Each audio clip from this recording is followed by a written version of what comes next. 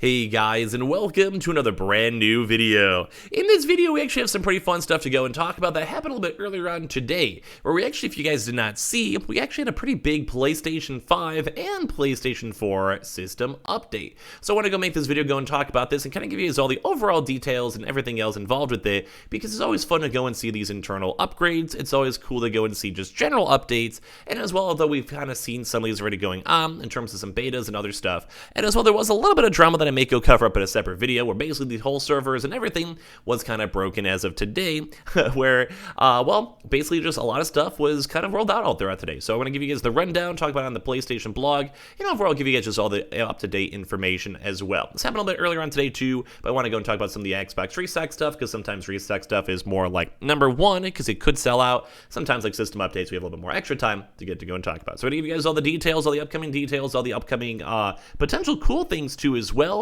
especially for the variable refresh rate, which is the VRR, which we've kind of talked about a lot too as well when it comes to TVs and stuff. So I'm just happy to get to go and talk about this and announce this all around in general. So make sure you guys are subscribed for all the good old PlayStation gaming restocking news, as well for the PlayStation 5 giveaway. Twitter link down below for the PlayStation 5 giveaway, Twitch stream as well, Webull and Coinbase down below, Amazon links down below, and all the other various stuff, Twitter and Twitch stream as I've mentioned, all down there as well. So as you guys have probably known throughout the past few weeks, few months, we've known that PlayStation basically is having a really big software update in the near future. We saw some cool stuff when it comes to parties, when it comes to other various features, and well, just a lot of really cool quality of life updates. So I'm going to go over all the actual updates here, and also talk about the future of VRR. So we also have the official PlayStation blog itself to go bring on up here, so let's go bring it on up and talk about it. So as you guys can probably go and see right over here, the PS5 and PlayStation 4 system software updates was released today globally as well. So,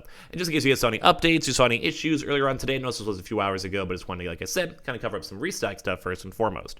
So this one big thing, and this might be a topic for the next 1 or 2 days, variable refresh rate support is finally coming to the PlayStation 5 in the months ahead. This is all from Hideki Nishino, the Senior Vice President of Platform Experience.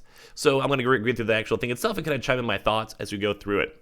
Our next PlayStation 5 and PS4 system software updates are rolling out globally as of today. So just in case you guys saw any updates on your console, or if you guys don't even have a console, you didn't miss much.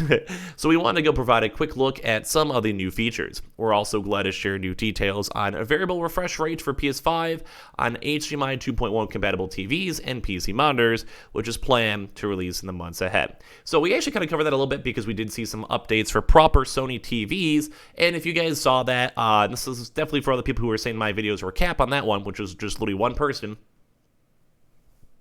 But basically, when it comes to that, we were kind of had a lot of speculation when Sony itself put the variable refresh rate and other various updates on their Sony TVs, that they either would be at that same time doing those same updates for the PlayStation, or as well part 2 at some point in the near future doing it. And at some point, well, we were right. So you guys can kind of actually see they are now confirming that variable refresh rate will be coming soon, which is actually a huge update. And we'll maybe go talk about that a little bit again too as well, because it's going to probably be more in the, I guess, new cycle. So let's go. They're planning to release that up the next few months. New features for PlayStation 5 and the PS4. So this is kind of the more funner stuff, because you guys may have heard about these in separate videos, but now it's officially out. Thanks to support from our beta participants, we're introducing some fan-requested features to our global community today, like the ability to create or join open and closed parties on PS5 and PS4 consoles. Very cool to go and see that. We're also seeing PS4 updates too as well, always tied on in. On PS5, we're also bringing the UI enhancements to game base and trophy guards, as well as accessibility features like mono audio for headphones. So one of the big things that I wanted to push the first time we saw this stuff, a lot of this is on quality of life. The variable refresh rate will be like a huge graphic improvement and just overall flow of console improvement. For all of this stuff though, it's definitely more on the trying to make the whole process of using your dashboard, talking to your friends, playing games, starting games, etc., just a little bit more efficient, which is always nice to see. I think efficiency runs the world, so I'm always down with that. PlayStation 5 players with accounts registered in the US or UK will be able to go and test drive a voice command preview feature that lets them find and open games, apps, and settings, as well as control media playback with their voice, English language setting only. So we've kind of talked about that a lot too as well. It's probably one of my favorite things. Say you're watching Netflix, you're watching Crunchyroll, you're using Funimation, whatever type of like streaming service. At that point, you could basically be and say, hey, PlayStation, turn on Netflix. PlayStation, close game. PlayStation, console off. PlayStation, whatever it is, like whatever you guys want to go utilize.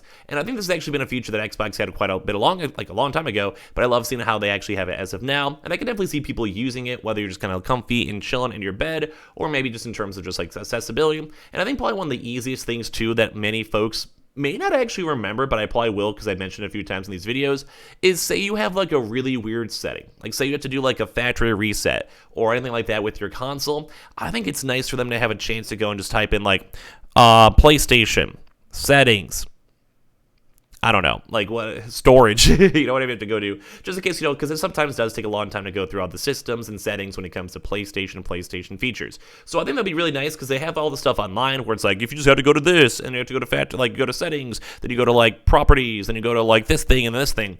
At that point, you may just be able to go and just streamline that process, which I myself haven't had a chance to tinker around with that so far, but I think that'd be a really nice thing. And for a refresher on PS5 features, like how to apply game presets on your console, pin videos and apps to your screen while you play or share your screens with friends, check the new pro tips cards in the control center, and a lot of that type of stuff too, as well as like say you really like playing games, say like Destiny or Call of Duty, it kind of lets you go and pin that game. So while you may have 10 other games, 15 other games, you at least can go and always be like, this is the game I'm playing most of the time. I was thinking like a sports game you play every day, Fortnite, whatever you guys play, it's not a big deal. So kind of cool stuff with that. So the PS app and the PS Remote Play enhancements too as well. So starting later on today, we're gradually rolling out the ability for PS app users to create or join open and close parties through the app as well. So really cool to basically just have more functionality for the actual app.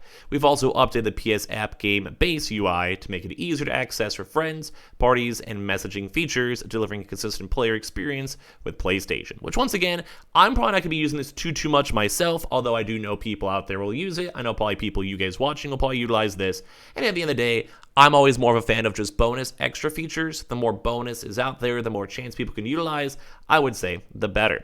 So PS Remote Play mobile users can enjoy new dark mode base as well on their phone settings and choose some new screen reader languages too as well for all these various things. Now this is the biggest update I would say. On the horizon, variable refresh rate support for PS5. We're also pleased to share that variable refresh rate, or VRR, is planned to release on PlayStation 5 in the coming months. That's huge. This is a huge update.